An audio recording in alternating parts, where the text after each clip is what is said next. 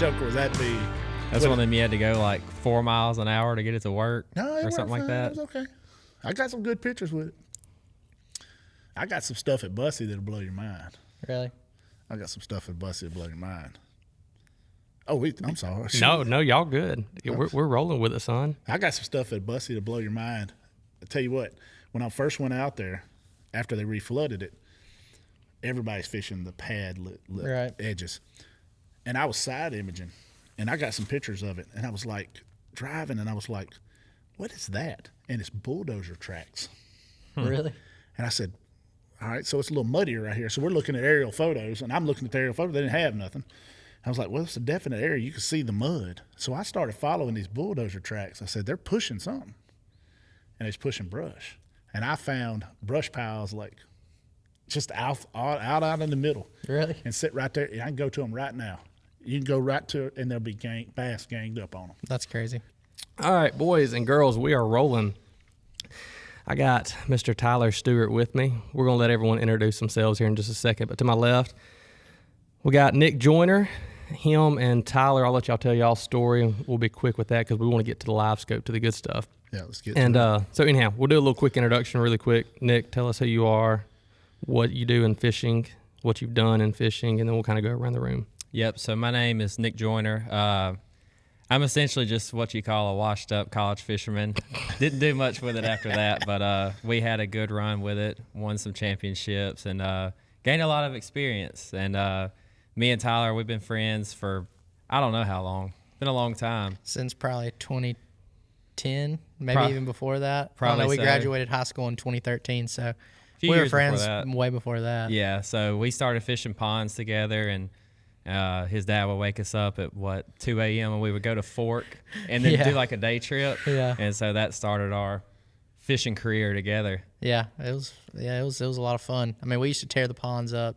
It didn't matter how we had to get there. We would be driving. We'd be riding bicycles down Well Road with tackle boxes and fishing rods going to random people's ponds, knocking on everybody's door. We got a lot of no's, but there was this one guy. You remember the guy in the wheelchair? Oh yeah. Yeah, he'd run us off every time we tried to fish West Lakes. Every time. Yep, we finally gave him some worms. And then he started letting us fish. What is a no?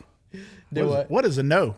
What do you mean? You had to ask permission to get a no. Oh, yeah. Yeah, that's true. Yeah. No's Well, we involved. didn't ask permission. He came down there and told us we needed to leave. Better to ask forgiveness than permission is what That's they say. right. Yep. So, all right, Tyler. What's up? I'm Tyler Stewart. Been fishing for now for 7 years. Started out fishing in high school, and me and Nick fished 4 years in college. Like he said, we had some pretty good success in that. And then, in 2018, I decided to make the jump and fish the FLW Tour. Got to do that for 2 years before they, MLF bought us out, and been fishing that for, I think 6 years since. And it's been good. Had a lot of fun. Actually, next week, about to start my either 8th or 9th season. So looking forward to getting out there and doing that. Nice. Garmin Guru. Yeah, What's happening, I don't homie? got no good stories about fishing the tour now. Dude, you are from a little small hole-in-the-wall place called Bastrop, Louisiana. That's right. And you have 20, 30,000, 25,000, something like that subs on YouTube. I got that many. I got 30,000 on Facebook. We got a page on that too. Nice. So, yeah, it's just kind of started a page. I get so tired of when you go on Facebook or YouTube and you see everybody, they always hate on everybody. Somebody asks a simple question, and they're just rude. Yeah. And so I started a page and YouTube where, if you ask a question, no matter how it is, no rudeness. Just answer the question. Yep. And I started small. I think I had like 500 subscribers, and then it's got up to almost 30,000. So it's got to be really big. I've been all over the country. I've been up in Missouri, Alabama, Texas, down south, and go do lessons and seminars and stuff on the Livescope, and I just found my niche. I'm going to let them catch the fish. I'm going to find my niche doing that. So I was down at Spotted Dog. This was like 2 years ago. Okay. And when did I get all my when did I get a boat Livescope stuff? 2-ish years ago? Yeah, around 2 years ago. So a year and a half, 2 years ago, and I was down at Spotted Dog, and I was getting all the Garmin stuff. I mean, they were sold out, and it was right after COVID. It was hard to get stuff, and I was like, this is what I want to put on my boat. And so it was right before or right after the LVS 34 came out, and I was talking to Michael. I'm like, dude, there's this guy called Garmin Guru. You need to look at him, because Michael was looking back into getting a boat and that kind of stuff. Yeah. And I was like, you need to check him out. And I mean, no disrespect. This is the most respect I could possibly give you. I said, he's like Livescope for dummies. And that's what it is. Like, most people that hate Livescope, which we're going to talk about everything, but most people, I think, in the comments that I see of people hating Livescope is because they're like me and they don't know a whole lot about it. Yeah. I'm 2 years in, and I've watched every one of your videos more times than I can count. That's where your 30,000 subs come from, is from me, as many as I've watched them. But it's I don't know. We'll get all that later, but your channel is very helpful. And I got one video that it's got about 100,000 views. It's the Livescope Masterclass, like 2 hours long, where I literally went through every single step, explained what it was, how to set it up, and it's the one that I could stop putting videos out tomorrow, and I'll still get 10,000 views a month on it. Yep, it's unreal. Yeah, it's good. So, as everyone knows, we are here to talk about Livescope. It is a very hot topic, and it has been forever. I mean, how long has Livescope been out? 7 years. 7. Yeah. Okay. 2016. It's gotten really popular probably in the last 4 years, but yeah. There was a couple guys, taking advantage of it before everybody knew it was going on. Were you one of those guys? No, unfortunately I wasn't. But there was a couple guys that, ran Garmin's that had a leg up on the competition that were not mentioning it at all. So yeah, you could thank Davey Height for that, and Patrick Walters. Yeah. And COVID. When all those three things came together is when it became a deal. Yeah. Matter of fact, that's when I bought it, because you couldn't do nothing. We couldn't do nothing. And we was watching Patrick Walters on Fork. And when they moved that tournament to the fall, it was the perfect storm for Welcome to Livescope, because he sat right there, and that's all he did. Yeah. And Davey Height said, I can remember Davey Height having that interview. He said, I got to let it out of the bag. He was like, please wait till the last day, please. And he begged him to wait till like the last day or two to say something about what he was doing. And I can remember on Monday, I sold every bit of the Humminbird I had. And on Tuesday, I went in debt with the bass tank and bought all my Garmin stuff. Nice. Yeah, so that's how it started for me, at least. Yeah. Yep. So I run Garmin on all my boats. Turn your mic towards your mouth just a little bit. Just tilt it up. Right there? Tilt it. Yep. There you go. Got it. Yeah, there we go. So I run Garmin on my boat. You run Garmin, and I think you've tried them. You've tried them all, but you're currently using Garmin. I'm currently using Garmin, and we have two Lowrance guys right here. Yep. And so we're going to do our best to call it forward-facing sonar, but I'm going to slip up and call it Livescope. But when we do, I'm definitely meaning active target. I'm meaning all that. We're talking about forward-facing sonar. Absolutely. Yeah. So Slade, one of the guys that helps out with a lot of stuff at Spotted Dog, he came by earlier and he said, I really want to know something before everything gets kicked off. I really want to know, do you hook your Livescope, your black box, your active targets, do you run all that off your cranking battery, or do you run it off a lithium battery? So for me, I've got my battery set up. So I've got just an AGM I run my cranking on. I run cranking, live wells, all that on just an AGM. And then I've got a separate 12 volt, 120 amp hour lithium that I run for all my units, including Livescope, or I guess you would call it active target, and the box. Everything's on that one battery. And then I've got two 36 volt lithiums I run for my trolling. So I pretty much pull all my, graph power off of one battery. And I haven't had any issues doing that. I know you do something a little different, but in the past, what I would run into is, I don't know how Garmin is, but active target, if your power's on that Livescope, you can turn it off, but you have to manually turn it off. And it would run your battery down. And I got stranded a couple times, trying to scope fish all day, and then, not even cranking my motor, and then at the end of the day, go to crank up, and then, it wouldn't crank. So for me, I think the separate battery is really useful, but I don't think it's completely necessary for everybody. Yeah. Right. Well, I do a little bit different, but what he says, it has a parasitic draw. That box is always slightly drawing. It's not much. And if you don't have your batteries on charge and you put it outside and you don't have a disconnect switch to that black box, come back out there and try to go Livescope one day. You'll turn it on and it'll say source not found. But I do mind, I believe what he says, though, because, when they first came out, they were really, really bad about getting interference. Now, the Active Target 2, I think, and the LVS 34 are much, much better with interference problems. They don't seem to have that where if you breathe hard, you get interference on the screen. They've solved those, in my opinion. Right. I don't know if you've seen that too. Yeah. They're much better. I don't think they knew what they had when they invented this thing. I don't think they knew what they had when it was like the PS20. I don't think they knew that it was going to go this far. But I have, cranking battery lithium, and then I have another battery just for my electronics. Now, they're running parallel.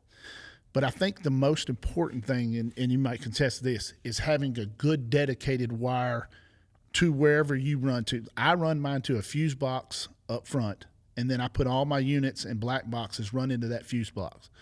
Don't piggyback off of, say, you're running lights or, or your trolling motor. Don't do that. Yeah. You want to have a good, clean power wire that runs back to those batteries.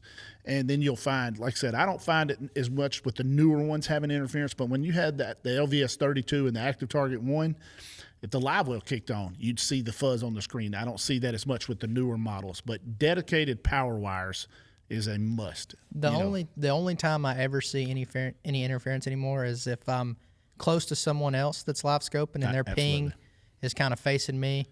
I don't know if it matters what unit you're using. I think you're going to get some interference, around other live scopers. I think that's a frequency thing, because no matter who it is, live scope, Active Target, Humminbird, they're running on mega imaging. Right. And so you'll see that pulse come across the screen.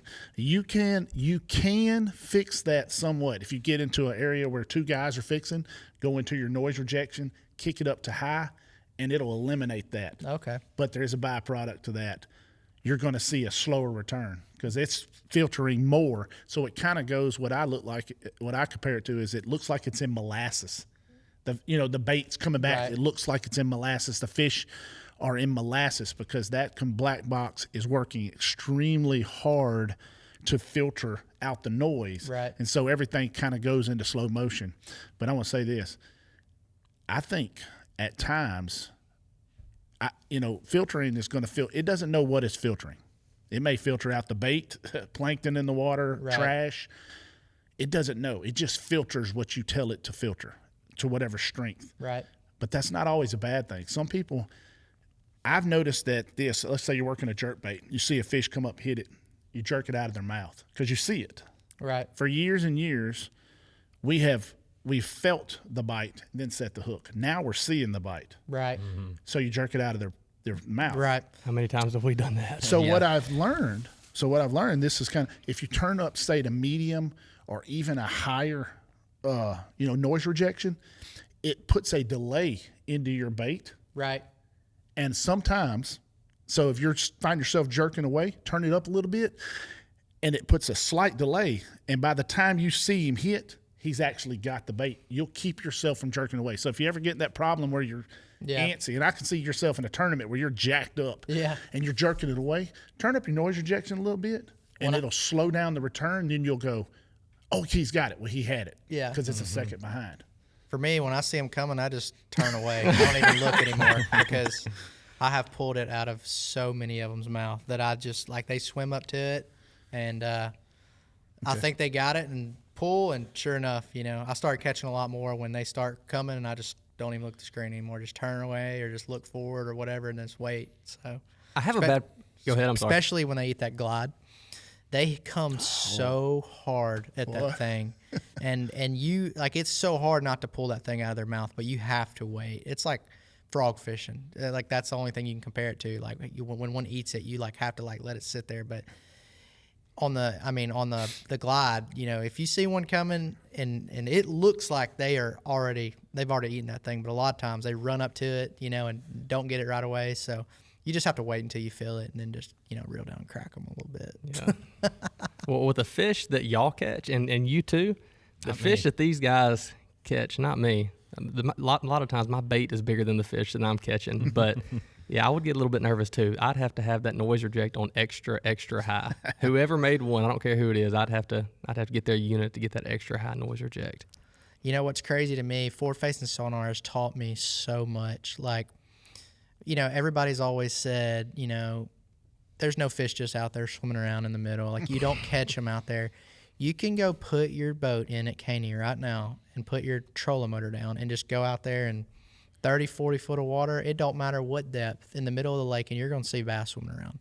And those, believe it or not, are just as easy to catch, you know, if not easier than the ones that are on the bank or under docks or in brush. I mean, it's crazy, you know, how much it's opened up, you know, as far as people, you know, the way people fish. And, you know, learning how to catch them too is just another thing. So Yeah. You have any little tips on that?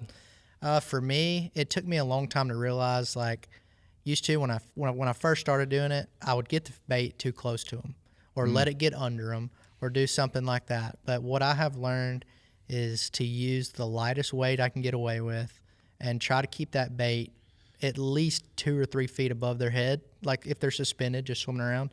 And then once they start exerting energy, like towards your bait, do not stop it. Because if you stop it, they are not going to eat it. They're going to swim up to it and turn around. You have to try to get that thing away from them. And once you figure that out, you will catch way more fish, because everybody's always like, oh, they're following it, but they won't eat it. Yeah, well, if you stop that bait in front of them, they're not going to eat it, which is weird because, like, we've always, like, when you're cranking and stuff, like, there's been so many times where you're cranking and then you just stop it and one eats it. But when you're scoping, I don't know why. I don't know if it has something to do with the fishing for suspended fish or what. But if that bait, if they get too good of a look at it, they will not eat it. For me. Well, I think what you're talking about in cranking is you're coming through cover or you're bouncing off the bottom. They're not getting that vision. And when they're seeing, they're looking, and then it pops up because you freeze it. Boom, they get it. When you're in open water, they're watching it the whole time. Right. So they're watching and they're learning. They don't got brains the size of a pea, but they're learning. The whole time they're watching it, they're following it, they're learning it.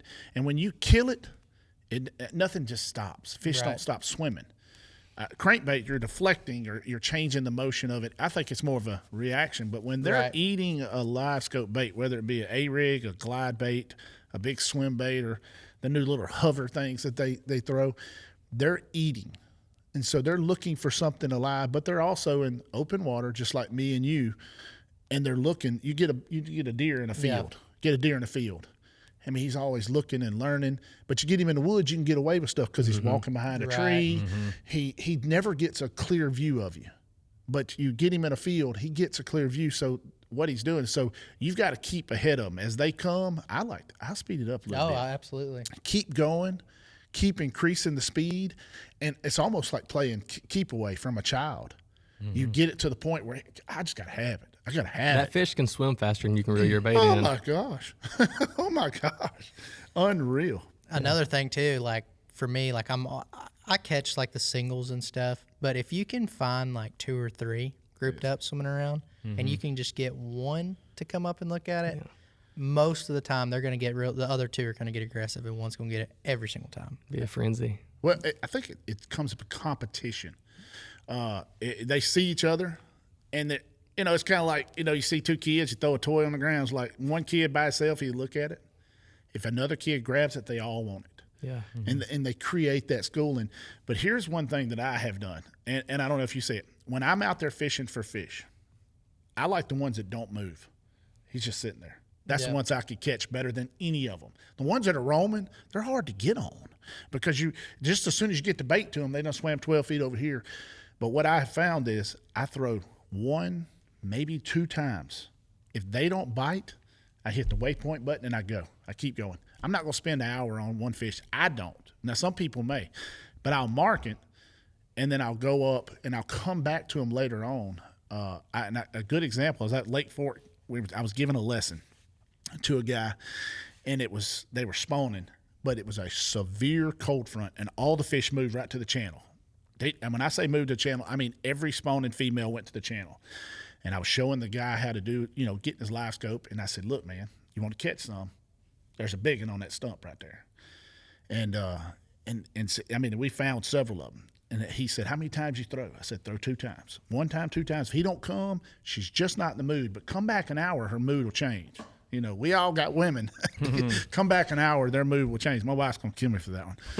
But I threw up there. He said, no, you do it. So I threw up there. He didn't bite. It was a big one.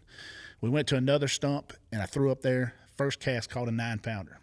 And we let it go. And I said, you ain't going to believe this. There's another one down there. I said, throw. He's like, no, I don't want to mess it up. I was like, whatever. 8-pounder. Caught it, let it go, and threw back on the same stump. There was a 7-pounder. Caught it too. And we went back to the first big fish. She wouldn't bite again. Well, I went on to another lesson. I had another guy on the other side of the lake. He calls me. He's like, man, I got it. I was like, you figured it out? He's like, no, I caught the fish. I was like, what do you mean? He said, I went back to that waypoint 5 times. And on the 5th time, I threw up there, and she come off there like a rabid dog. Boom! But the fish never moved. Yeah. But it finally hit that active period, and he knew where she was, and he just kept rechecking. 1 cast. He said, I'd make a cast. She wouldn't bite. I'd come back. He said, after that, when I come back that next time, it's like she had never seen a bait. So a lot of times I'll mark them and come back. Now, this ain't for – this could be a little bit – if you're a tournament guy, this may not be your thing, you know, because you need to put some fish in the boat. Mm-hmm. So fishing how you may fish for fun may not equate over to tournament fishing, but it could equate to maybe kicking that big kicker fish or something like that. Yeah. You know, we're talking about bass, but kicking right back to crappie. Mike, when we were at your house earlier, that's what Mike said. He just got back from Caney and caught several caught a good mess of slabs. And he said that he would go and he'd fish them. And that, you know, I ain't telling about Mike, but I believed him on this. He said that he went and he fished them. This is like 200 fish, just in this big school. And he went and he caught a few off of it, and they'd stop biting. And he said he'd leave and come back 15, 20 minutes later. He'd catch a few more, and they'd just stop. They wouldn't even look at it. No matter what color jig, what he threw, he'd come back 10, 15, 20 minutes later, hit them back up again.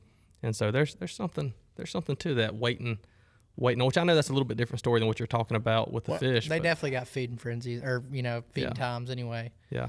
I mean, as much like idling and graphing as I do, like just even around here, like there's places that like, and they do it sometimes like the same exact time every single day. Like I got a lot on Caney, and then like I got places where they'll show up at daylight, pull up and catch them, and I got places they don't get till 10 o'clock. And when I say get, like group up and actually be, you know, feeding. I mean, you might graph over in the morning, see 1 or 2, but you come back at like 8:30, 9 o'clock, and there'll be 20 there. So it's crazy too, and it's what's weird to me is like how smart they do have little brains, but they go back to the same places every single year. Like, I mean, I've rarely ever found a new school, and I'm always looking. It's like the same couple places all over and over and over again. And I got a story that's crazy. So I fished a little afternoon tournament one time 2 years ago, and pulled up on the spot. Nick knows this spot, and I'm hoping I know this spot before it's over with. So I pull up and I catch a 9-pounder. Well, this fish is missing half his tail, has a giant hole in his lip where somebody weighed him. Like there's no like not recognizing this fish. So that Thursday I weigh that fish in, weighs like 9.2 or something. Throw him back at the marina. The next Thursday, that spot was like 2 miles from there. The next Thursday I pull up on that spot and catch that same fish again a week from that day. I mean, he swam right back to it. That's what's crazy. I mean, obviously, if they didn't, there would be more bass right there in front of the spillway than anywhere in every lake that they have a bunch of tournaments out of. But it's crazy. Like, even like at Rayburn, all those tournaments get one around the canyons, Bird Island, all that stuff. But most of the tournaments are out of the pavilion. You would think that What's that, 20 miles? Yeah, I mean, you would think that, like, as many tournaments as they have on Rayburn, you would think you'd go right in front of the boat ramp and just mash on them, but you don't. It's just crazy. I don't know. I think they all swim back. And they make bass. Yeah, they are. I swear. I mean, I don't know if you I think agree there's with probably there's about a week period that they probably, you know, I always find 2 or 3, 4 days. They get back out there and they acclimate, and then they're gone.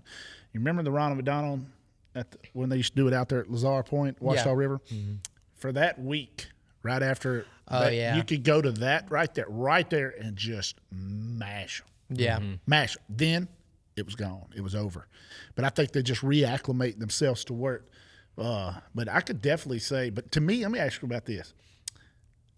everybody always says, this is something Livescope's taught me. When it's wintertime, they're going out there to the main lake.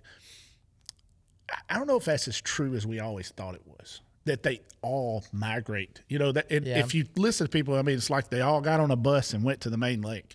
I fish at Lake Fork a lot. I love it. Right. And I fish up Little Caney. That's my favorite arm. I don't know why. I just love it. I always go to that arm. And I've probably been 10 times in the last year. And I bet you I burned $5 worth of gas. And that's just to back it off the trailer. And I put the Livescope down, and I catch them I could see the boat ramp. Yeah. And that's not, the main lake's 2 miles out there. Right. And you catch them. My thought was, what's the difference in 30 foot of water right there and 30 foot on the main lake? Now, I'm not saying that fish don't as a whole. Right. But I think and you'll look out on the main lake, be 150 boats out there. I'll be the only person in the lake and still catching big ones. I think that, I don't think all of them move. I think you're always going to have fish that stay in certain creeks or migrate into creeks. In the fall, most of the shad push back in the backs of creeks. I think, all these creeks in the fall get, a big push of fish. Well, in the winter, I think, a lot of that bait goes back out, and a lot of them fish will stay. But as far as, a huge, the wave, for me personally, I don't think it has to be the dam or the main lake. I just think it has to be near deep water where the bait's at. Right. And, I see it all the time. I see fish, I keep referencing Caney because I spend so much time out there. But, one week the bait might be in the middle of the lake, and they might stay there for 2 weeks, and then, you go back out there and you don't see any bait, any fish, anything. And then you go 100 yards down the lake, and there they are. There's all the fish. There's all the bait. Everything. And I just think they're just following bait, wherever. I don't think all of them do, but I think the masses do. Yeah. Yeah. Well, I always got taught there was 3 kinds of fish, and especially when it's shallow, medium, and deep. There's the fish that, this is no joke. I've caught fish on Lake Fork in 43-degree water temperature in 2 foot. Yep. Be up on brim beds eating.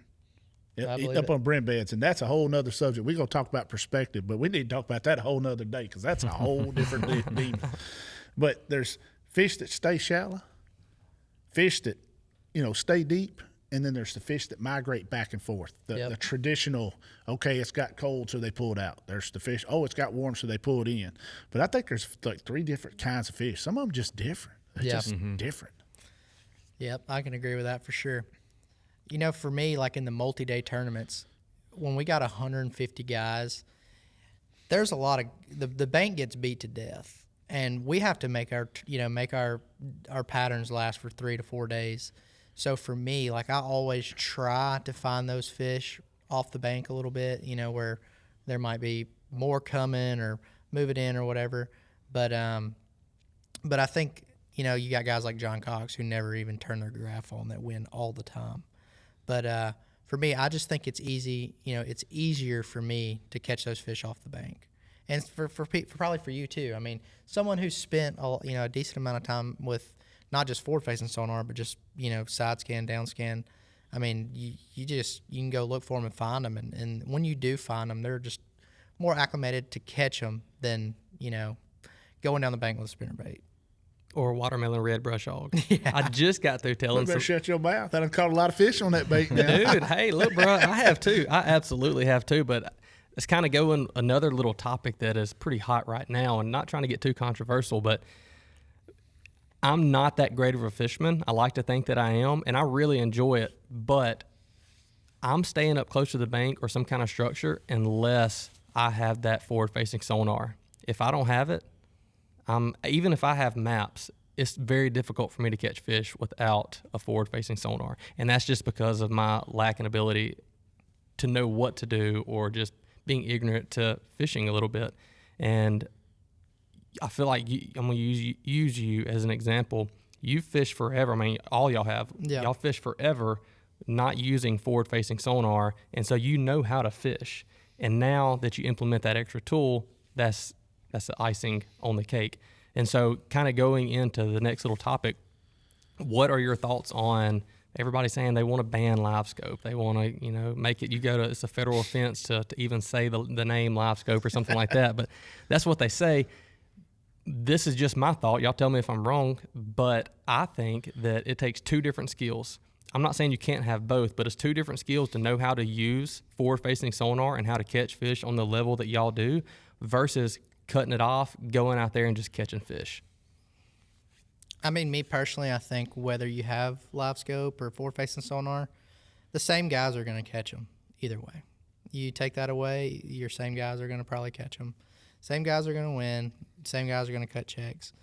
I think the guys that hate it are the guys that haven't really spent time with it, because it's not something that you can just plug in your boat and just go figure out how to do it. I mean, it takes some time messing with it stuff. And I mean, I use it a lot. I mean, a ton. But there's probably in the last 3 years only been maybe a handful of tournaments that it's really helped me. Yeah. I mean, it's not going to do it in every single tournament. And there's just so many other ways to catch fish. I mean, I don't see it going anywhere. I mean, Lowrance, Garmin, Humminbird, all these companies that are, putting it out are big sponsors of our leagues, and they're not going to ban technology that they spend $1 trillion on making. So that's just how I feel about it. My thought is this, and this is one of my things.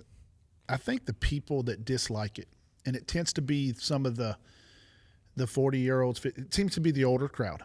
It's first of all, it's because it's a new frontier. It's something new. Going down the bank is easy. Mm-hmm. That's just what you do. You target fish, and when it's on, there's nothing more fun than target fishing. I mean, throw a spinnerbait on a tree and watch it come off of there. That'll get you shook up. Yeah.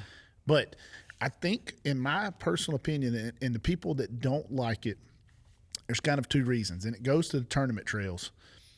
I think it's because some of their heroes are irrelevant now because of it. When you're growing up and Kevin Van Dam is your guy, Roland Martin is your guy, Hank Parker is your guy. I mean, Kevin Van Dam he's the best. Right. But he didn't develop, even the tournaments that he won and the tournaments that he did good in, he didn't use forward-facing sonar that much. Right. And they were his tournaments to actually use them.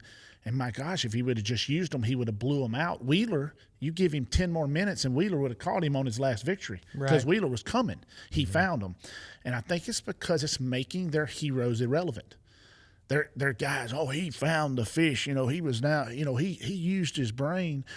But I don't think that they're taking into effect that, for example, when Kevin Van Dam won on Toledo Bend, he may not have been staring at his screen for a Livescope, but he was staring at his screen, if you watch that, for a Waypoint and looking at his maps. The technology he used was no different. He's using a technology, and so it's making some of their heroes irrelevant. Mm-hmm. I mean, and it's being irrelevant is, when I say irrelevant, Kevin Van Dam's always relevant. Roland Martin's always relevant, but I'm talking about in terms of where they finish in tournaments. They're not as up there in the finishes anymore. It's because they haven't adapted to the new deals. And when you don't adapt, you're going to get blown away. Yeah. And then the second thing that I think people gripe about, they say it makes a tournament boring. Well, when we first started watching Bassmaster, I know it's 45-minute show, created drama. I mean, that battle on the border down there at Lake Falcon and Lake Amistad, they was about to fist fight in the boat. They were not about to fist fight. Right. They created drama into a 45-minute show, and it made you watch it. You watched for the drama as much as you did the fishing. Now, they've got 8 hours coverage, 10 hours coverage every day. And let me tell you something. Bass fishing is boring if you watch it for 10 hours a day. Yeah. Mm-hmm. They've been staring at screens at smallmouth waters forever. You've been watching 2D sonar, white perch fishing, crappie fishing, whatever you want to call it. You've been staring at the screens forever. But now, when you watch it for 10 hours, that's boring. Well, it's got to be the Livescope. It's been like that boring forever. It's just that people want instant gratification now. And when you get instant gratification, you got to watch 10 hours and you watch them catch. I mean, they're all the time. They sit there for 25 minutes, and what does Bassmaster do? They show past fish catches from the day before because nothing's happening. Mm-hmm. And so that's what's happening. It's more coverage. They're kind of a victim of their own success. The more you wanted more. Now you get more, and you're like, well, this is boring. Well, yeah, it's boring because they took 4 days of bass fishing and put it into 45 minutes and made the best shows ever. Now you're taking 4 days of bass fishing, putting it into 40 hours of coverage, and it is boring. Yeah. I may be different, but personally, I love watching people catch them on the scope. When I say boring, Same you know here. what I'm talking Yeah, about. yeah. But I love it. Yeah. No, I'm just saying, like the general public, they say it's boring and it's not fun to watch, but to see, you know, people using that new technology, you know, doing something a little extra, you know, to make those fish bite or doing whatever, that's just cool to me. Like, it's different, you know. No, this is new, you know, and I mean, Nick can attest to it. When we fished a tournament last year, and I don't know if Nick had caught one on Livescope yet, or he might have caught a couple, but we pulled up to a brush pile, and this thing was in like 30 foot. Like, I never catch them that deep. And we threw that glide over it, and what was like a 9-pounder come out and ate that glide. I just held And the then- net, just like watched a master at work, because it was the craziest thing I've ever seen. And I was just amazed at it. You know, that was probably one of the most fun things I've ever watched. And I've watched, you know, people catch double digits off of beds. And Yeah. that, in my opinion, was more fun to watch. Within a week, Nick had an active target. Within a week, he was like, I don't care what I gotta do, I'm going to get an active target. And then I went over to his house. We cut a big old giant hole in his aluminum boat, and we put one on there. And yeah, I mean, I think he's gotten good at it now. He sent me pictures of big fish he's caught on it. And stuff, Yeah, I don't so. like fishing with him. Oh, it's not fun for the person that's behind. You know, That's all. it- That's I another don't. thing. I don't like fishing beside him. We'll get on the front of my boat or the front of his, and he knows more about it than I do. And we're sitting there, and I'm like, what are we looking at? And so I'm still in that little stage of trying to figure it all out. But yeah, when you know how to use it, you can catch fish. But it sounds like it's a lot of different variables from what everyone thinks. The reason that people hate Livescope, it's not just one thing, but you have people that love it or people that hate it. And it sounds like there's many not a lot variables. of middle ground. Yeah. There's No, not a lot there- of middle ground. no, You're I either don't- on the fence, but here's the thing with that. This is what I say, and this is where we're running into a problem as fishing community as a whole. We're fishing, okay? There are 300 million Americans wanting to take away fishing and hunting and everything we do. That's all they want to do is take it away from us, okay? If it was up to them, we'd just be all at the bar drinking and sipping and I'm not that guy, okay? I like to fish and hunt. We like to do those things, and now we're becoming our own worst enemies. Fishermen are fighting each other because they don't think. If you want to fish with Livescope and you want to go down the bank, hey, do it. Hey, waving each other on the way by. You're not even fishing for the same fish. Yeah. You ought to be happy that the guy's fishing in the middle, because that's half the fish is normal. Because 10 years ago, we was all, you'd just be, you'd be right down the boat behind each other, and you're trying to figure out something different, and it's hard. Yeah. And it's whoever got to the 5 trees that they bid on first. We need to stop fighting. If somebody wants to Livescope, let them do it. Leave it alone. I don't think it's hurting fish populations in terms of bass. Bass is mostly a catch and release thing. Right. Now, white perch, could it? Possibly. It could, but here's the thing. I think what hurts white perch fishing or any fishing as a whole is, and it's like duck hunting. It's 6 a day, but 12 possession. In reality, that means you ain't supposed to kill no more ducks than 12. Or if you got 25 daily creel white perch, 50 possession, you're supposed to stop at 50. But people go out there and catch 25 for 30 days in a row. So Even before forward-facing sonar, though, there were so many guys going out there and just loading the boat with crappie, and they ain't gonna stop. So maybe they need to adjust.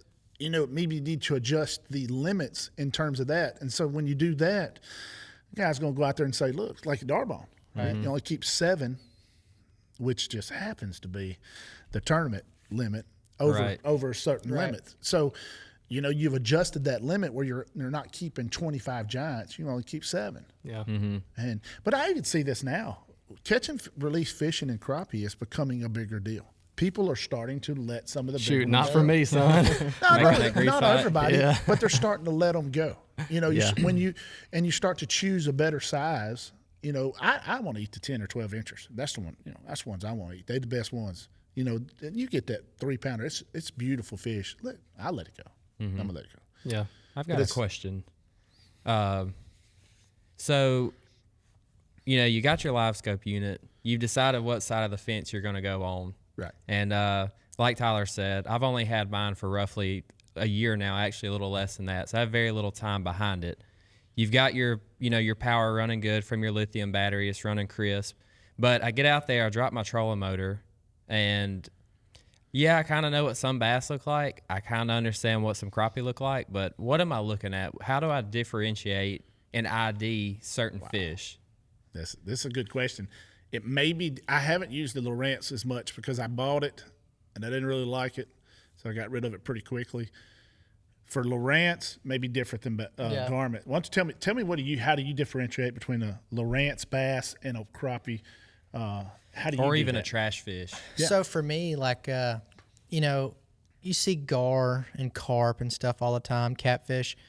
On the Lowrance, it seems like when you see like a carp or a catfish, they're almost hollow. Does that make sense? Yeah. You can almost see like the air pocket in their stomach or something. It's not like you don't get as hard a return. You get more of a fuzzy return. And, if you're in a lake where there's giant bass, 8-10 pound bass, and there's, catfish everywhere too, it is hard to kind of differentiate which is which. But for me, the bass just give a harder return, a brighter return. When I say harder, I mean a brighter return. Okay. And, and there's not going to be a scenario where you always know if that's a bass or if that's a catfish, especially if you're just out there, roaming around out in the middle, because you're going to run by different types of fish.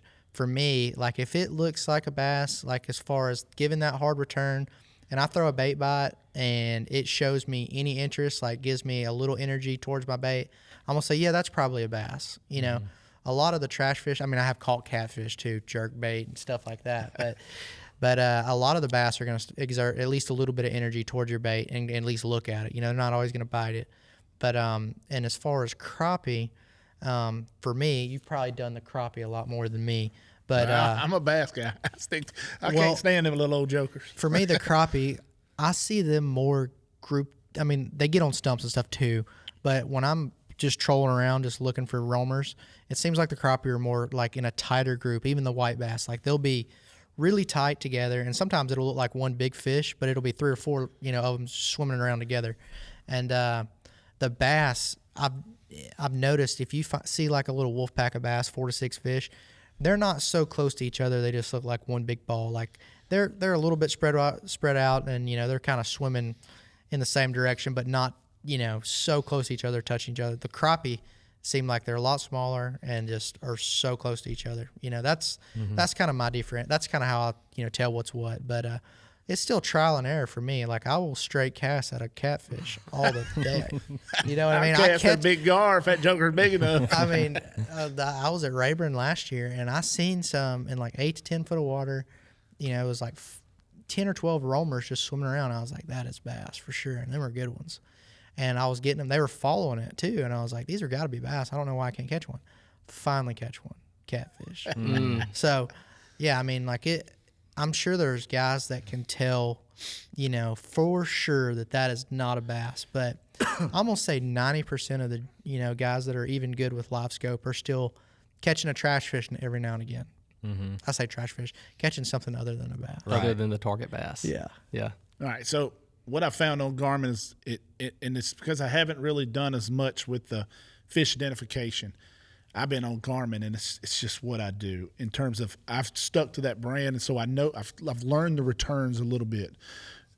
A lot of times you can talk, like he was talking about, crappie in themselves, they position themselves whether on cover, and they're vertical. I mean, when they get on a tree, they like stack on top of each other. They just like building blocks. Bass just kind of be out like he is. Yeah. It's kind of like bass. It's like the boys. We don't get too close to each other. They got a little space. Crappie are they like the girls. They go get up real tight where they can talk to each other. That's when you see groups. That's kind of how but the actual return is what I found. Crappie or white perch, they have a real crisp return. There's not a lot of bouncing. The return is a tic-tac or a circle, but it's usually a little oval, looks like a tic-tac. It looks like rice. But bass, they're two different returns. Bass, when and I think it's because of that meaty chest, or I call it chest. When it hits there, you will see these little. You ever look at a light at night and you see if you got astigmatism, you know what I'm talking about. It's got those little rays coming off of a light. When you look at a light straight on, it's got little rays. I think it's bass have a little ray. I call it a nebula. It looks like a star almost. It'll have the circle, but you'll have those little bright returns above and below it. I think it's because when it hits, that return bounces really hard off of there because it's so thick and meaty. And so it'll have like a star. It almost looks like a star on top of your Christmas tree. It'll have that center, but you'll have that little nebula above and below it. And then big fish, to me, they look like you'll see a fish and the tail will be separated. It has like it almost looks like a fish following a fish. Yeah. You'll see him, and every now and then you'll catch that full body together. But a big fish is so big in the front, I think he cuts the return off of the middle. You'll see a lot of little bass. You could see a little bass come up, and it looks just like a little bass swimming up there behind it. But when you see a big fish, and it looks like there's a little one coming behind it, or you see a big that's a big boy. That's one of those 8, 9, 10 pounders that you need to be working on. Yeah, that's what I was about to ask. And so I got a little story about that, but and it's not a good story. But what is it 5 pounds when you start seeing tail separation? 6 pounds, 7 pounds? I think anything 4 or bigger, you start seeing it. Yeah, it depends on distance to me. Yeah, distance is a big deal. If you get out there, say 60, 70 feet, you're going to see it. But when he starts to get closer, where that big meaty chest and head starts to block out the return of the fish behind it, and I think a lot of the reason you do it is because your bait naturally is climbing in the water column, and that fish is starting to ascend with him. So he's literally coming at the same angle of the rays, and so when you see that head, it blocks it out, and what you see is that tail kick out every now and then. And that's why it looks like 2 separate fish. You'll see that tail kick out because he's coming with it. He's looking. Smaller fish are so small that, that ray he can't hide. There ain't nothing to cover up his tail. So you'll see a little fish swimming up through there. Yeah. But when you see that bigger fish, I'd say probably 5, I'd see like 4 or 5 pounds, just depending on the distance. Yeah. But those big ones, you ever see one out there, you see that head and that tail out there at 60, 70 feet? That's a big boy. Bro, we had it. Get on one of them. This son going smiling ear to ear. He's like, I hate Nolan. We were fishing a tournament last year at Darbone, and actually, what spot? I think y'all you probably know the brush pile. Yeah. And we were Tyler smiling over there. We were fishing this brush pile, and what I have like an old monster worm, a 12.5-inch old monster worm. Dude, we pulled that son gun up, and it was like 40, 50 feet, something like that maybe. And I mean, again, it looked like a watermelon with a little cantaloupe, just little rider. Yeah, just a little rider. And I didn't know really what I was looking at. I mean, I knew a little bit just talking with y'all, tail separation and stuff, but not on something like that. I'm telling you, it looked like a freaking watermelon you get from Uncle Fred at his back of a Chevrolet with a little cantaloupe behind. It was massive. And Nick's like, throw down there right now. I mean, it's like it's the waves are hammering everything else, and it was just a lot going on. We threw that dude down there. Was it the first or second time? I think the first cast, your worm fell off, and I was holding it with the trolling motor trying to get you. And that's another point. Just a real quick little deal. You don't always use it to scope a specific fish. We were just looking at the brush pile, and we saw that fish, and we were trying to get off. We knew it was there. So his second cast, dude, that son of a gun, it came like that little rabbit dog or whatever you was talking about earlier. That dude, he bolted, or she, whatever it was, bolted out of that. And clearly we did not land it. But I mean, it, Lightning McQueen came out of that brush pile and hammered it. And of course, I'm like, I don't know what to do with my hands. I didn't even know what to do. And it Ricky hit. Bobby. Oh, yeah, exactly. And dude, I broke my dang ribs trying to set the hook on that son of a gun and fought it and never got out of the brush pile. And she pulled him right back in. Yeah, I had nightmares thinking about that. Another thing for me, like, distance, when you're trying to catch these fish, I know it seems like it doesn't matter as much. Like when you were talking, like you like to catch the ones that are sitting still. I like to sit still. The ones that are on like a specific piece of cover, maybe like standing timber or it might be a stump or, brush piles. It doesn't seem like it matters as much. But like on those roamers, if they are 40 feet or less, can't catch them. You ain't catching them. Can't catch them. Really? Why? I don't know. I don't know if they can hear that frequency or hear the ping of the forward-facing sonar, but they will not. I mean, you can still get them to sometimes follow it, but once they get close to the boat, you ain't catching them. Like my ideal, like I've got mine set on 100 feet, and when I see that fish pop into my screen, I'm already casting at him. I think that 40 to 60 foot range is like the premier, where you want to catch one. Like, I'll, if I see him at 100 and I don't make a good cast, I'll try to get him. You can make a pretty good cast because that cone on the, on a 4-phase sonar, it gets wider the farther you go. So when you're casting at fish at 100 feet, you might not actually be as close to him as you think you are. So for me, is that right? Well, 100 foot, at 100 foot, it's approximately 33 feet wide. Right. So when you see a fish at, say, out there at 100 foot, there's a 33 foot zone that he could be in. And I think, and you're right about that, I call it the hunt zone. 60 to 80 is my hunt zone. 40 to 60 is my fishing zone. 0 to 40 is no-go. Yep. If it gets inside 40 and he's roaming, you can just go on. I think, and I'm going to say this. Remember when Papa used to tell you this back in the day? Boy, sit down. They can hear you talking. They can hear you. He's not lying. Take your foot next time you get out. Just get above it and take your foot and go. And stomp it on the ground. Watch every fish in there. They'll jump. Yeah. They'll do that out of the brush pile. They hear it's the boat. It's the things going on in the boat, the live well running, you talking.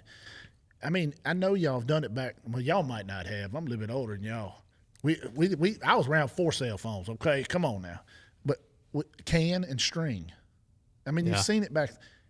It takes your voice is going. Yeah. And when you're sitting there talking, it's going down that line. And your hand's holding it. It's talking. It's going out. So when you get out there 60, 80 feet, it's got a lot of time to dissipate. You get in there 30, 40 feet, not so much. They're hearing everything. You breathing, the radio going that you got going on. It's down in the water. I mean, I put your head under the water, crack your knuckles. It sounds like the world's coming. I mean, you've been in a pool and do that, and it's not very loud here, but it sounds like, God, like you just broke your leg. Yeah. It's that right there. It's the sound amplification goes further, and that's all Livescope is. It's ultrasound. It's nothing more than what they use on a woman's stomach when they're looking at the baby. It's the same exact thing, except when they put gel on the woman's belly, the water is the gel. It's what transmits the sounds and transmits through. It's literally ultrasound, and they're sending a sound wave out, and so. If you know that the pinging, and you know how little, if you stick your hand on it, you can barely feel it. If they can hear that and feel that, they can hear you talking. And so that's why distance is your friend. Stay out there. But another thing that I think is very important, as you talked about the cone getting bigger, don't get in a hurry. So many people see a fish and they got to get it out there. And they go, man, I read it right past him. And like you said, I read it right past him and I didn't catch him. Man, you was 33 feet away from him. You was dead on him where you needed to be, but you was 33 feet. Take your transducer, your trolling motor, or like a pole. I put mine on a live foot pole because I like to be able to use my spot lock. And scan back and forth and find that brightest return. If you see a fish, and don't just, it's like a flashlight, and I equate this to a flashlight. Walk outside in the backyard with the flashlight tonight. That beam gets wider as it goes further out. So when you shine that flashlight, if you're up close, you can't see something 2 foot to your left, that flashlight beam. But if you're out there, you can see 50 foot. Shine it back and forth, which is what you're doing with the Livescope, until you find that optimal brightest return. Take you an extra 2, 3, 4 seconds. And then when you dial him in, you know that you're on him as close as possible. And that's why, make a couple casts. But if you make a cast and you say, oh, there's a return, you may be on this side of the beam and he's on that side of the beam, and buddy, he ain't even know you was there. Yeah. Well, that's the thing, like Tyler said earlier. I don't think people may know it. I did not. Fish, they will chase something down at 33 feet. Right. I can throw something. I can throw that glide bait, or I can throw a jerk bait or something like that. And I used to think I need to get it on their nose. I mean, I need to scratch in between their eyes for them to notice it. No. Tyler started, you or Nick, one of y'all, probably both of y'all told me more times than I can count. You throw up above them, keep it above them, 8, 10, 12, 15 foot away. They're coming to it. If they want it, they're coming to it. Right. Especially in the clean water. I think in the clean water, the closer you get it to them, and the better look they get out of it, the less chance.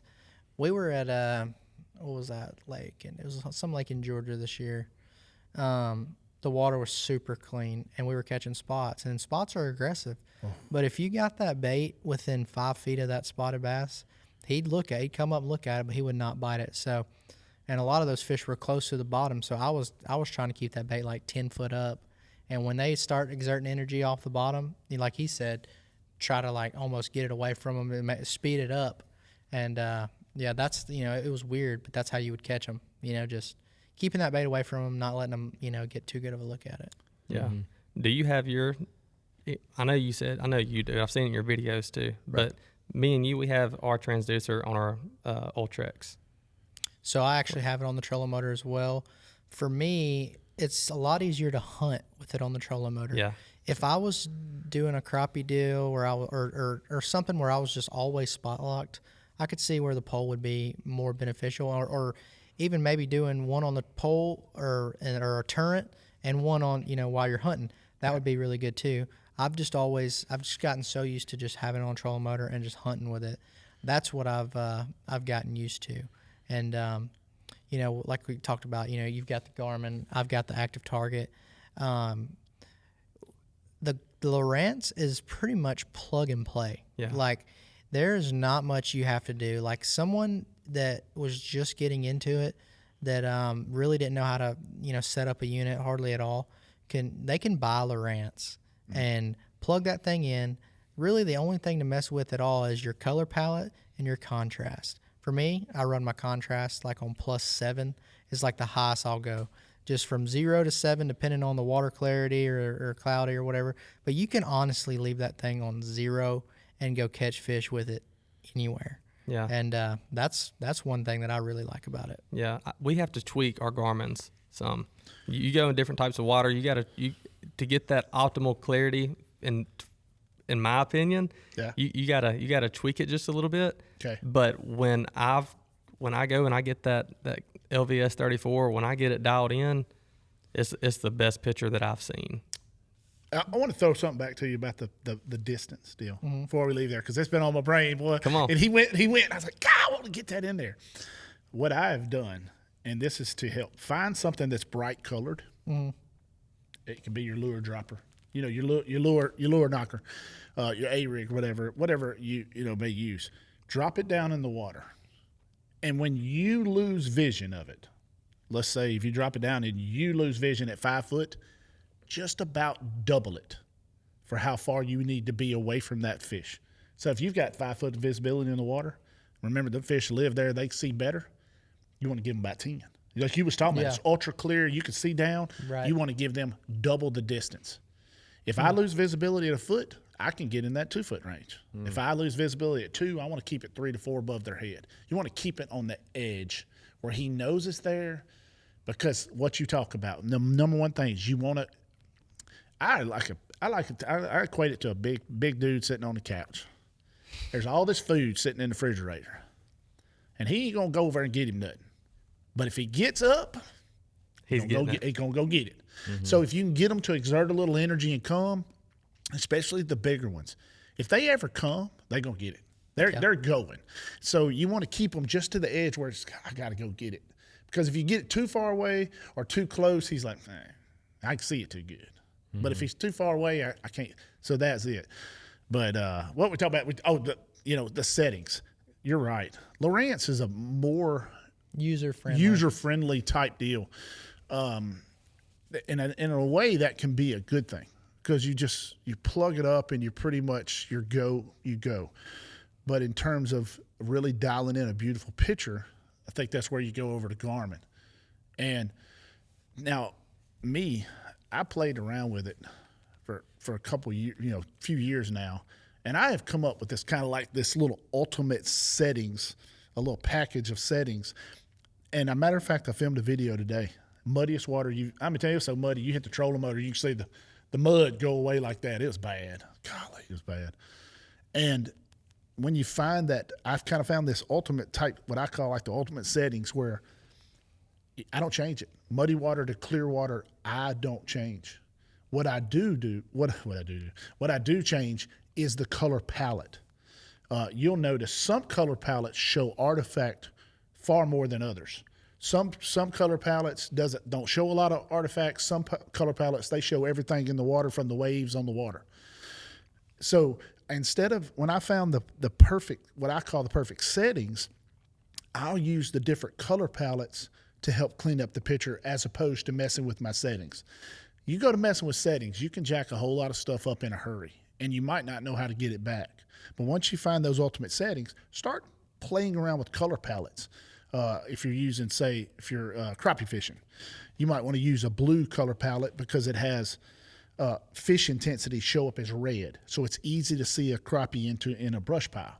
But if I'm fishing open water, I might use a rusted steel or amber because I can see, I'm not looking and trying to see into brush. I'm just looking for those bright returns. So I don't need a lot of contrast. And so use those as opposed to messing with your settings as much. Try changing different color palettes. And that's for the guys who are just getting started. So you don't go messing up your settings as much. Try using different color palettes as opposed to using different settings. Yeah. Is that what you always do first? So like if you go and it's looking a little bit bright, instead of knocking the gain from 68 or 69 to 65%, you're going to go and change from, again, amber to black emerald or something like that? I don't use black emerald. Black emerald is probably on Garmin. It's the one that everybody, because you can see it in the sunshine. Yeah. But I figured out a couple little tricks that can help stuff in sunshine and not you don't have to use that palette because you can see everything on there. You can see your breath come off it when it comes off there. It's horrible for artifact. And if you go up to on a Garmin, go up to the power button, push power, and it's going to be a nighttime mode and a daytime mode. If you turn it to nighttime mode, it changes the background of some of the color palettes, and it will change some of them that are unusable and make them the best.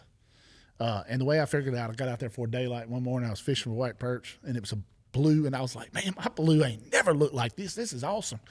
And then when it clicked over at sunrise, it flipped to the day pattern. I was like, whoa, what happened? And I was like, got it. And so I found a couple hidden color palettes, and I just switched mine to nighttime mode all the time.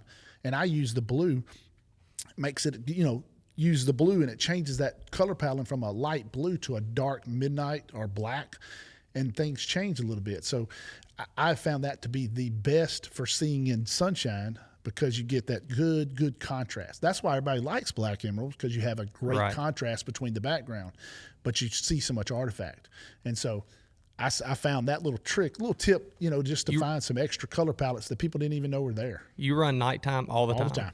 I just turn my brightness You never up to turn on. it off? Never turn it off. I turn it on manual nighttime mode, and it's just I've showed a lot of guys that, and they go, I love blue. And I was like, switch it to that and watch how much you love blue. Yeah. What are your top three? For all water conditions, what are your top three palette choices? That's a good one. I'd like to hear it on yours too. So I've only used one, literally on side scan, down scan, and forward facing sonar. I use the midnight blue. Oh, you love the midnight. For side scan. I mean, Humminbird made it. Yeah, they invented it. Is there anything better than that color blue, though? I mean, really. For me, no. You can just see the shadows so good on that blue. No doubt. I've tried a lot of people run, was it lava red or whatever, or lava or whatever. Yeah. I don't really like that. And the brown is okay.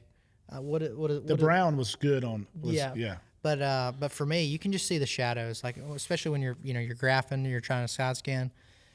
When you're up in that shallow water and you're looking on side and you're really trying to see those fish, because a lot of times in like 8 to 10 foot of water, you idle over them. On down, you already scared them. They're going. Yeah. So for me, like when I'm idling shallow stuff, I'm running my side scan on like 80, 90 feet. And that blue palette for me, it just shows those shadows so good up there. Seeing fish on side scan, I know you see it on the commercials and stuff. It's not as easy as people think it is. They don't just get out there and just have big flags above them. Right. You've got to have some really, and the shadows give it away more than the fish a lot of times. It's the shadows. It's that shadow that gives it away. But using that shadow, and you know this, looking at the shadow and then finding the fish, you can tell how far they're up off the bottom within a reasonable amount, especially on side scan and stuff like that. But mine may be a little different than his. See, I got 3 different color palettes I love. Amber is the one Livescope was made around. That's what they made it for. That's why they made it around. It shows the most detail. It's beautiful. You can see some of those really beautiful pictures. The problem with that is when the sun gets up, it gets hard to see. It starts to, the sunlight coming in, it's the same color. Stuff starts to blend. I use rusted steel because it has good contrast, good background. You can see it in the sunshine, and your baits show up real well. And then I'll use the blue. Those are my top three for kind of, and the blue with the nighttime is more of my white perch. I love it because you can see those little big old white perch. They pop at them little red balls, got little red interiors. When you see that strong red interior, you know you're looking at a bigger fish because he's got that good dark return. Yeah. So that's something that's really but I think one thing I got to ask you got to give me your top 5 baits for fishing with Livescope because it's different than everything else. What are your top 5 baits? So for me, I really like throwing just like a 3.3 inch Kitech on like a 1/4 ounce ball head. Okay. All right. I love that. They got a thing called a Sakamata shad. It looks like a fluke in a 5 inch. I put that on a 1/4 ounce ball head as well. Okay. A quarter for me is just like very versatile. You can fish it shallow or deep. If they're really deep, I'll sometimes go to a 3/8, or if they're just right under the water like schooling and stuff, I'll run like an 1/8 sometimes or a 16th. But as far as that goes, those two are probably my go-to. Then I'd go jerk bait for number 3. Okay. Glide bait for number 4. And you're not gonna believe this, but I catch a lot of fish scoping with an old monster. Old monster. Yeah. So like Just throw in reel. No, these are the ones that are on the bottom. Okay. All right. Or in piles and stuff. But you can talk to Nick about this. Like there was a lot of tournaments last year. We fished a pretty good bit in the summer, and we'd pull up on these places, and you would just see these fish just kind of swimming around on these points. They wouldn't be off the bottom. If they were only a foot off the bottom. Right. And you just throw a big worm on top of them, and you kind of see them kind of making a little move. You can't tell if they eat it or not because it's on the bottom, but you feel that thump, and then that's a lot of fun. Honestly, that doesn't go on year round. For me, it's just like a summer deal, May through August. But I really enjoy doing that. But as far as just taking off out in the middle, for me, like just a 1/4 ounce head with whether it be a Kitech swim bait or a fluke, you can cover any depth range. You know what I mean? Like whether you're in 40 foot or 10 foot, that's probably my go-to. If I just had to have one bait for scoping, it would be that. Yeah. Why do you use a ball head opposed to say, like a 6 cents head, with that are fish-shaped heads or have that, triangle type shape? Why do you use a ball head? I don't know. It's just honestly what I started using, just got more confidence in it. I know you would think that the other shaped head with eyeballs and stuff would look more natural, but I've just had better luck with the ball head. I don't know if it's the way the bait acts with the ball head. I think it rolls more. It has a little bit better roll because of the rounded head. It must, because for me and a lot of my roommates on tour, I mean, every one of us are just throwing straight ball heads with no eyeballs or anything on it. And a lot of them aren't even painted. Just good old gray leaded head. Just good old gray lead head, And you can make them so easy. I make my own swim baits. The little, I make them. They're about 3.5 inches long. They look like, just like the little Strike King Raid shads. Mm-hmm. Very similar to what you. Yeah. I throw that, but my 5 they're a little bit different. A little bit different. See, I like an A-rig. I know you can't throw it on tour. Yep. But I don't care. I ain't on tour. That thing is bad. It gets me excited. God, I love throwing it, but it shows up well on Livescope, and you get a reaction out of them one way or the other. I like the jerk bait. I like the glides. I like the big swim baits. Mm-hmm. The big swim baits, and then I throw the little bitty, just a little swim bait, just a little 3.5 inch, and just throw it. And that one is probably it's the best. My number one, of course, I love the A-rig. But if I had to choose one beside the A-rig, it's going to be the little swim bait because you can throw it fast. You can get it down. You can work in it. It's a big-time bait. Like sometimes on glide baits, you got to let it go down. Yeah. Mm-hmm. Big swim baits, it takes a while. Line throughs, it takes a while. If you see a fish, and this, they'll be at 3 foot and 30 in the same spot. Yep. Just roaming. So you need a bait that you can go and cover those different depths very quickly. And so I like, the little swim bait. It ain't nothing more fun than catching a big one on a spinning rod. Golly. Yep. What's your favorite using your active target? Right now, just like what he said, like a what we call a Demiki style, just, a ball head with like a fluke. This summer, I probably caught, 100, 200 fish on it. Maybe they didn't have a lot of size, but like they said, you can get it down to them so fast. So those roamers, whether it was schoolers on top or they were even over a pile. Yeah. I've had success just jigging it over a pile, and I can also catch crappie on it. Feel like I've learned a lot about fishing for crappie on that kind of style. So for right now, I'm just kind of learning with that. And the glide, I mean, I haven't got it dialed in yet, but that one gets your blood going big time. And then lastly, the big worm in a pile. You've turned me on to that. let me tell you, fishing that big worm, I like that. I like the big jelly worm, man. Come on. You know what's crazy? What forward facing sonar has taught me more than anything. So like for the longest time, I was always graphing, looking for these big groups of fish, big schools, and I'd find these things, and I might catch like a random big one out of them, but mainly catching 2 to 3 pounders.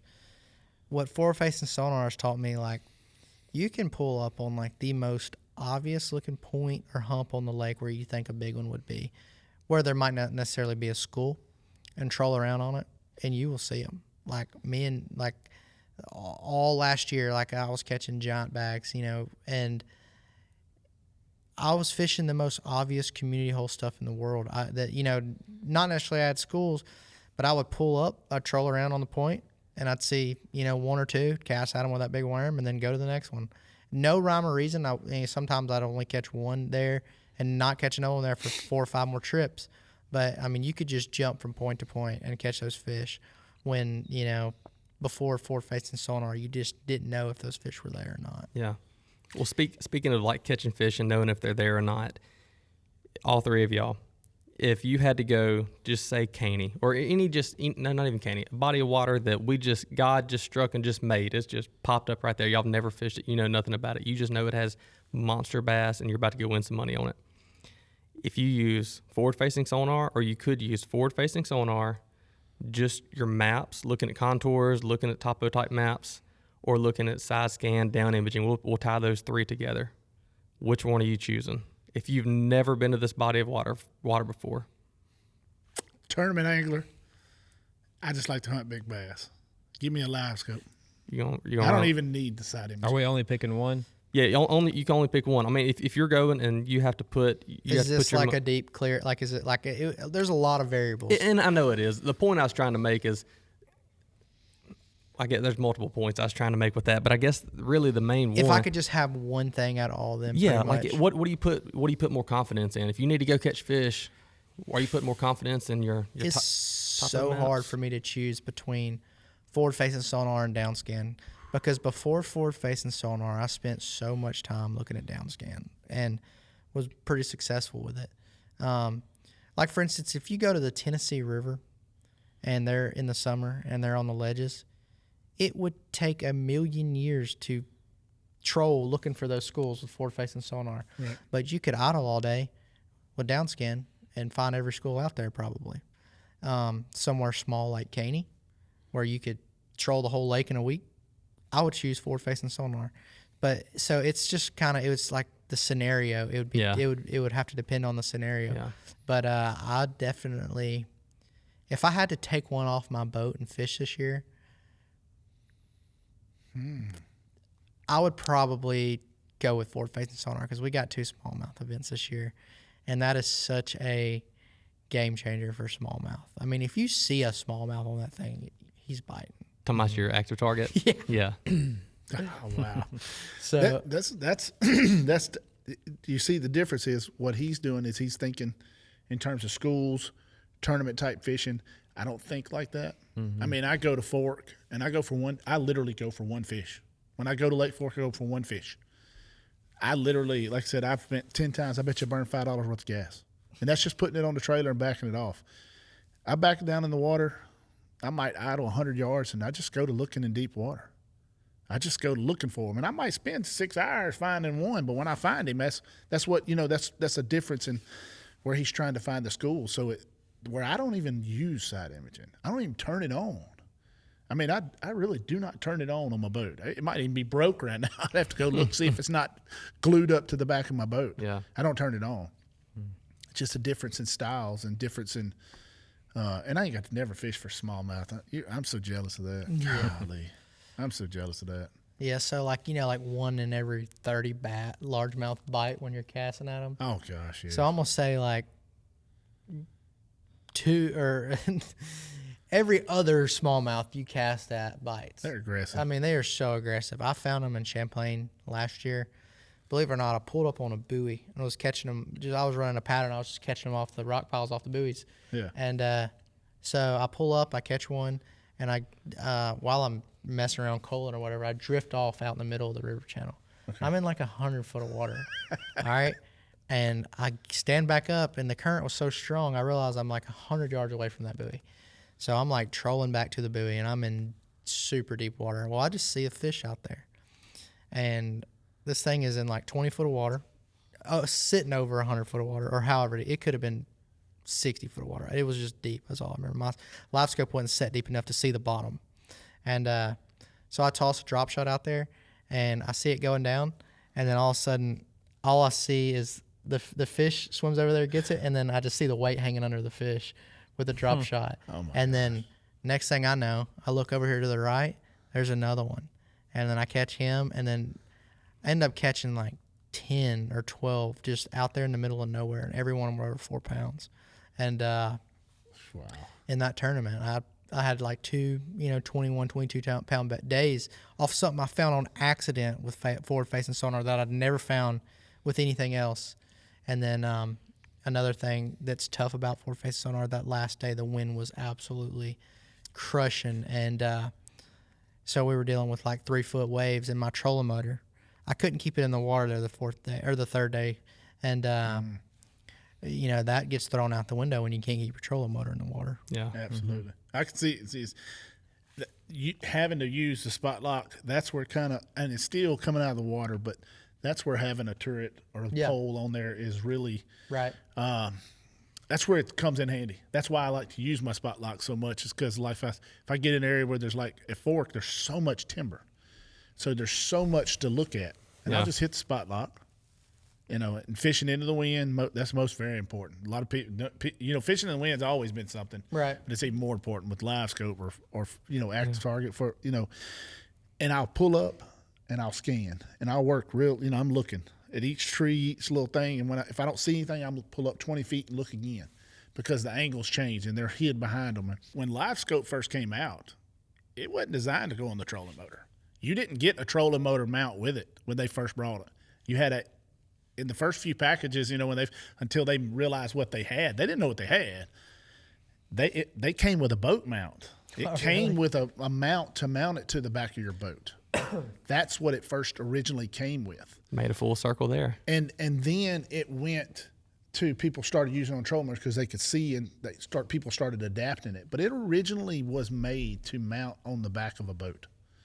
That is where, because if you look at some of the earlier videos and stuff like that, you'll see it on the back of the boat. And look at some of the earlier instruction manuals, you'll see it. They talk about, use the boat mount and stuff like that. Not maybe pointing it out to the sides, but essentially using it like down imaging or down scan mode, but a live down scan. Yeah. And then it became, people started adapting, and then Garmin realized what they had. Took off from there. So yeah, that's something that, the people didn't realize that's what it originally. So I saw it and I was like, y'all just bringing back what they originally thought about it in the first place. Stuff works out like that a lot with anything. Yeah. Stuff, it has its trends and it'll pick right back up. But like I was saying, I know me and you, we don't fish for a living. We don't have a huge YouTube channel. We don't do this for a living and drink Monsters every day. We're weekend warriors. We're going to fish Saturdays, Sundays before church, that kind of stuff. I'm going to talk on the Garmin.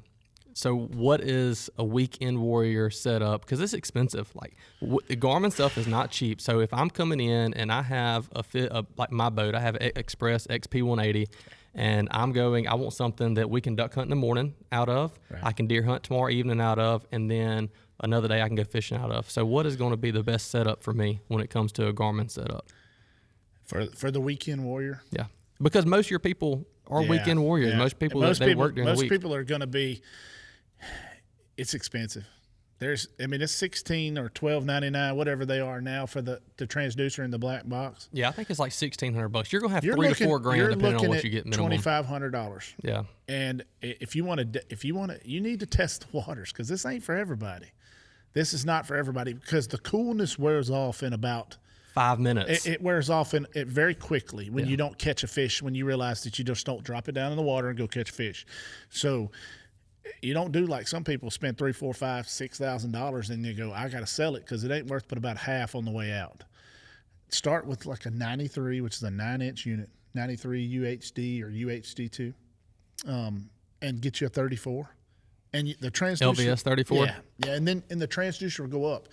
But if you're a crappie guy, white perch guy, you can find the LVS 32, which a lot of pros still prefer. I don't know why. I've seen it. It's too much. It's more way. It's not near as good, but people still like it. I don't know why, but a lot of the crappie guys love it. They say that the fish size translates better, but I don't know. But you can find a good used LVS 32 for $500 or $600 sometimes, even cheaper than that if you get a guy who just got a couple 34s and wants to get a little bit of his money back for his wife beats him upside the head. And a 93, you can get into them for $1,000 for a whole unit if you look for the right places to buy something used. But if you're going to go up, you're going to find that the processors in these units is truly you get what you pay for. You know, and I don't know all the different levels in Lowrance. I'm not as familiar, but like there's a difference between Echo Map and GPS Map. The Echo Map is more of your weekend warrior type guys. I know that you see it on pros boats. That's because Garmin says, here, put that on your boat. And the reason Garmin told me that was the guy who buys a GPS map doesn't need convincing. He's got that money. You don't need to convince him. But the guy who's got the Echo Map may say, man, I want what that pro has, and it's attainable. Yeah. And see. And it still gets the job done. It gets the job done. Yeah. But when you get into GPS maps, you're getting a faster processor. You're getting a lot more crisp screens.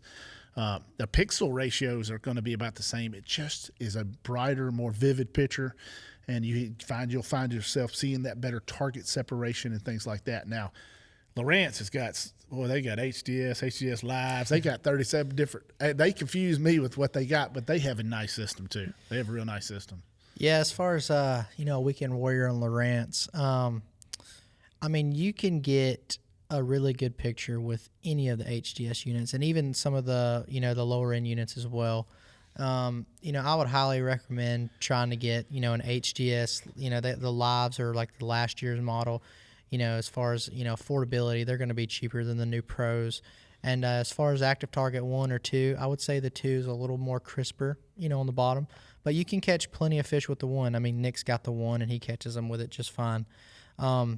So I don't think, as long as you have an active target 1 or 2, I don't think it really matters too much which unit you put it on. I haven't had any experience with like the hook units or the elite units. I don't know about the compatibility with them and active target, but as far as like the Lives and the pros and all that stuff, I haven't had any issues out of any of them. So and even with the smaller screens as well, like the 9s, you can see just fine with them.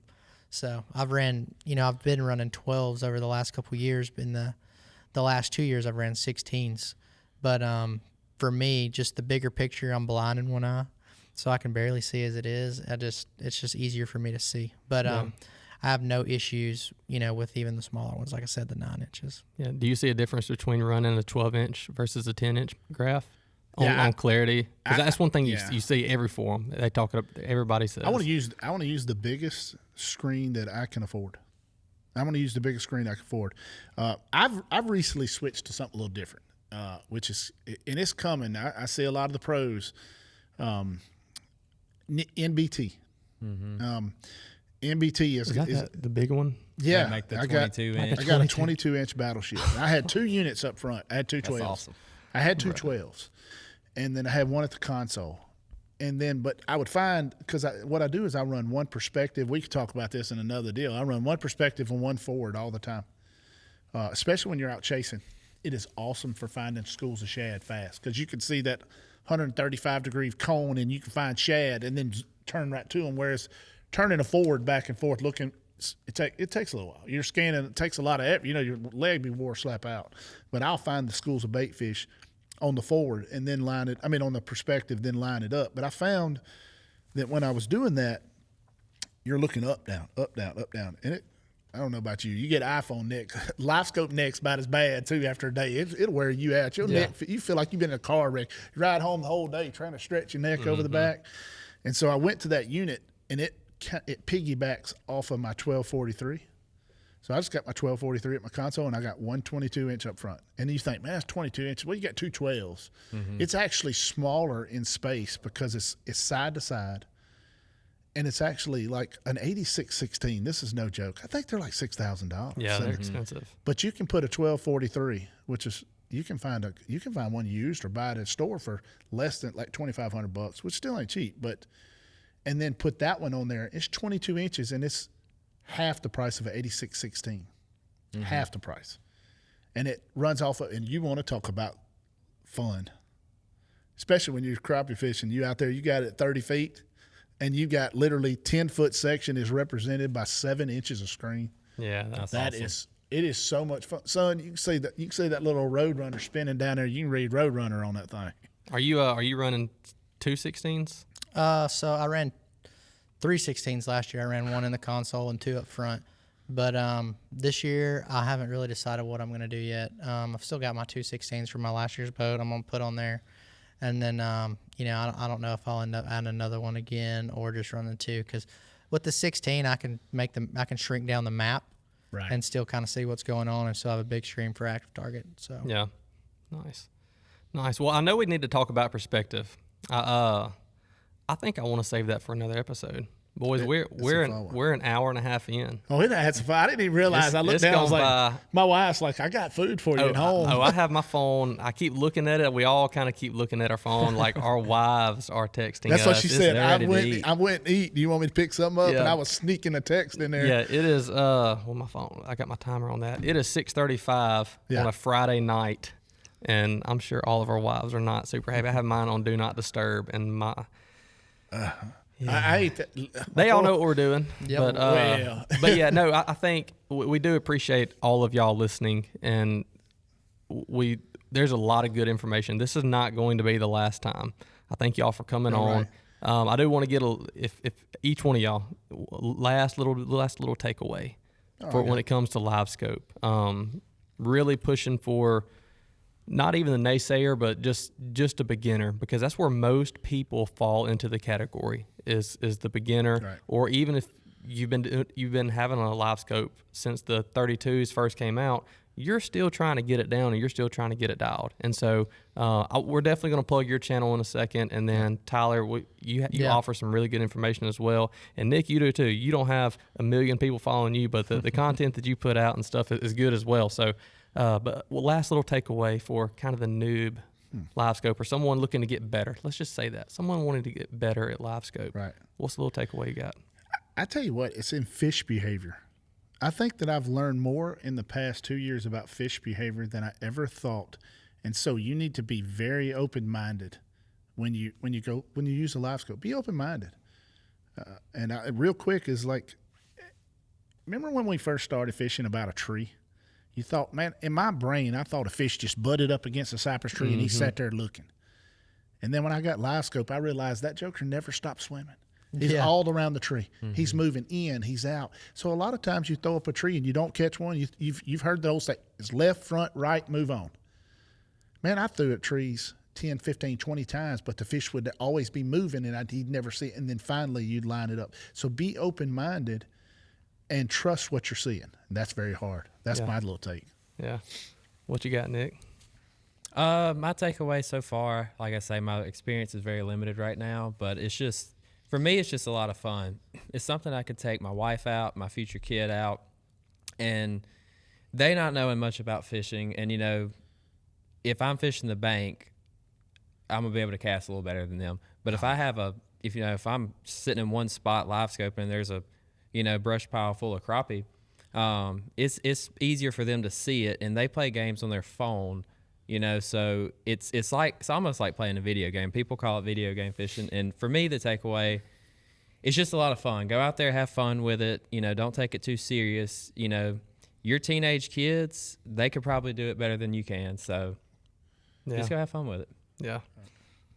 What you got? For me, I'm just time on the water, time messing with it. I mean, you're not going to learn it in 1 or 2 trips or even 5 or 10 trips. I mean, this is something that you're really going to have to spend some time looking at and just, you know, be patient with it, because like he's mentioned, you go out there and you don't start catching fish immediately and you get all upset about it. But it just takes time. And honestly, I would recommend going with somebody that knows how to use it first.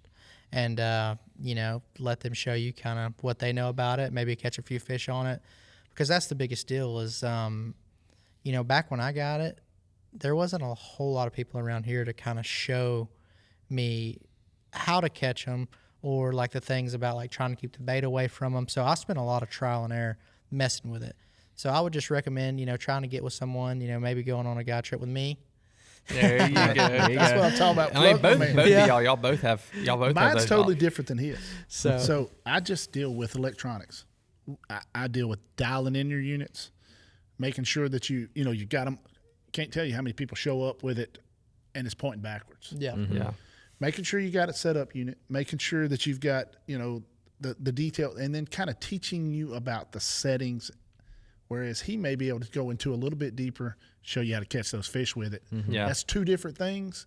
Still very valuable You depending on what you need. both. I'm going to hit you up, and we're going to go out, and I'm Absolutely. going to make sure that mine's good. Yeah. And then Tyler, I'm going to bum off you like I always do. And Shoot, I'm hiding with you. We're going to freaking smash them, baby. But I'm gonna throw my phone in the back of his boat there with the Put an air tag. No, I'm gonna put the old active captain on, let it trace my. Oh, yeah. Well, he been sitting in that circle for a little that's while. a long time. That's what I told him earlier. I said, I'm going to slip out there, tell you my stomach hurts. I got to use the bathroom. And I'm going to go slip a memory card in his unit. No, man, just turn download on it. your app and just let it follow the trails. And boy, we've been going in a circle here quite a bit. You know, reach in your pocket and hit Waypoint real quick. You know, Go out there blindfolded. All right, tell us your. I mean, people want to look into you. They want to watch your videos. I'm not saying if they want to. You want to watch his videos. You want to check them out. Right. Like I said earlier, with the very utmost respect, this is Livescope. A vast majority. You go into details and you explain a lot of stuff. Right. But I got into watching your videos, not even knowing you lived 45 minutes away from me. I had Right. no clue. And I watched your stuff over at Masterclass. I can't tell you how many times I've watched. I sat there for 2 hours. Right. May have broken it up, but I can't tell you how many times I've watched that thing. But it's Livescope for dummies. And so how can they get in touch with you or watch your YouTube videos? Well, just Garmin Guru. You just type in Garmin G-U-R-U? Guru. It's got 2 G's, kind of like the hat here. It's Garmin Guru. It's got it on Facebook, and they got it on YouTube. And it's a lot if you inbox me on Facebook or message, I answer pretty much every question. Sometimes it gets a little crazy. I get hundreds of messages daily.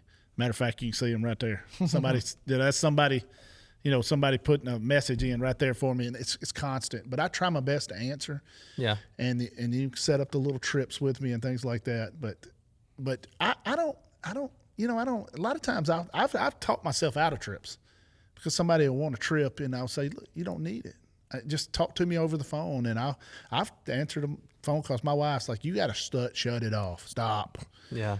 Yeah. Well, it's good that you're being honest with the people, though. But I can tell you, like me, I don't want you to explain to me over the phone. Same thing with school. I do way better on that chemistry test or whatever it is if you're showing me firsthand. And that's how what the Livescope is. I want you to show me how to use it in my boat, not in yours. That's what I want. Before I get off, I got to say hi to my wife, Come on. my son Drake, and my little girl Sophie. So I want to say hi to them 3 because I told him a little man. I wanted to mention him, but we'll mention him in the perspective. I'm going to show you how it's good for kids too. That's a good deal for perspective. Is so much fun for kids. Yeah. Awesome. Before we hit our driveways home tonight, we'll all have a date picked out for another one. Oh, that'd be fun. We'll be back in here very, very soon. Yeah. So Garmin Guru, check him out. Do you have Instagram? Oh yeah, I got one. It's Garmin Guru too. Okay. So everything's Garmin Guru. Yeah. All platforms, Garmin Guru. Garmin Guru. You can't miss it. Guru. Yeah, Yep. check him out. And thank you for coming on, Tyler. I had a blast. They're going to book with him, and then once they get it all dialed and they get that confidence built, they're gonna come with you because I'm coming with you. I'm ready. How much Yeah. is a trip? How much is a trip? So for a half day, I do 350 and full day 500. Yeah. So We bringing rods. We got to use yours. yeah, I'll provide everything. You can bring your own stuff Come if you on now. want, but just show up. Okay. All right. So What how do they get in contact with you on that? So Facebook's probably the easiest thing. You can just type in Tyler Stewart Fishing and you can find me on Facebook. Also, I have Instagram. My handle on there is tstew99. You can message me on there as well. But that's pretty much primarily the best way to get in touch with me. Okay. And So. do you do trips all over? I know you're a lot at Caney. I mainly focus on Caney. I live right by Claiborne too, so I'll do a few on Claiborne every now and again. But most people when they come, they want to go to Caney. If they know what they're talking about when it comes to you fishing, they want to go to Caney. Yeah. You get on them. When I see those pictures pop up of what you're holding, I'm like, oh, it looks like I'm looking at like Ben Milliken or something like that. I'm like, who is this cat hammering? I heard you say a couple of years ago that you believe Caney was the matter of fact when it was BPT was here. Yeah. And you said it was the best lake in the country. It is. Still believe it? It's still the best lake.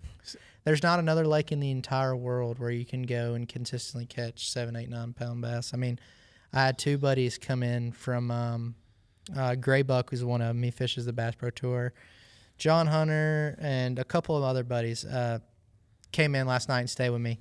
This morning, Gray went out and said he hooked the biggest bass of his life. He caught a 7-pounder, a couple 6-pounders. He's like, dude, this is the biggest. Like, never been to a lake in my life where you catch this kind of quality of fish. Now, they're not easy to catch. They are extremely educated because it's a small lake. It's only a 5,000-acre lake. Right. But for being that small and have that many big fish in it, it's just incredible. I've been all over the country and I haven't seen anything like it. I mean, I fished Okeechobee. I mean, that lake is huge. I'm sure there's way more big ones in there, but they're so confined at Caney. So the likeliness of you catching one, if you spend a little time out there, is pretty big. So you think it's better than Fork and Ivy? I don't know. I've never been to Ivy, but I think if you put your best guy on Fork and put him against the best guy on Caney and gave him 3 days, the guy on Caney's going to catch more fish over 7, 8 pounds than the guy on Fork. I personally believe that. What do you think, Nick? I think so. Even Ivy, just a little bit I've heard. I've also never been there. I'm a Fork guy. Uh, I'm Mother Fork. I believe in Mother Fork now. But no, it just seems like Ivy, you're just going out there to hunt one fish, and they say it's 1,000 boats out there every day, and Yeah. 998 of them don't even catch a bass. Yeah. So Yeah. I believe that as well. We got some good to chew stuff on. on here. This Fork Caney battle, man. We need to throw down there. We'll hold that in the perspective. Maybe we can do a YouTube That Caney versus Fork. Me and Nick against you guys, and see who catches more. You big lost. He threw you up under the bus. He threw just you threw the me. scraps. I just lost right off the bat. No, Joe. He ain't even fished with me before, and he already knows he lost. See, I like the night fish Fork. That's my we thing. can do a night fishing derby. Now, I love me some night fish Caney too. Now, I love me some night. I'm not fishing night Caney. fishing against y'all two on Caney. I don't care. I'll have This a joke's battle. right here. We bad only as a need bone. about 20 minutes on one spot, about an hour before dark. And we're gonna That's drop it. that pin. Are you dropping that pin? Yeah, that's We what got our I'm phones turned off that day. Forgot to charge them. You're sick. Oh, well, good deal. Guys, thank y'all so much. Appreciate you listening to this. That was awesome. That was awesome. All right, we'll see you guys next time. Bye, guys.